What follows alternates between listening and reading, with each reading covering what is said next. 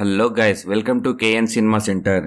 ఈరోజు Alice in Borderland web series 2 review ఇవ్వబోతున్నాను.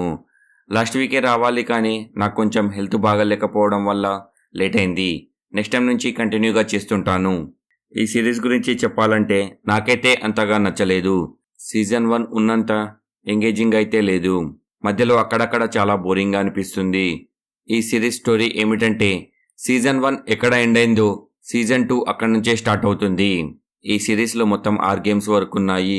మిగిలిన వారు వారి ప్రపంచంలోకి ఎలా వెళ్లారు అన్నది ఈ సిరీస్లోనే చూడాలి. మైనస్ పాయింట్స్: సీజన్ 1లో ఉన్నంత గేమ్స్ ఎంగేజింగ్గా ఈ సిరీస్లో అయితే లేవు. మధ్యలో ఆ గేమ్స్ కూడా కొంచెం బోరింగ్గానే అనిపిస్తుంది. నాకైతే అంతగా నచ్చలేదు. ఎండింగ్ ఇచ్చిన విధానం కూడా అంతగా నచ్చలేదు. ప్లస్ పాయింట్స్: మధ్యలో అక్కడక్కడ వచ్చే యాక్షన్ సీన్స్, ఇంకా ఎపిసోడ్ 7లో ఉన్న యాక్షన్ సీన్స్ బాగున్నాయి.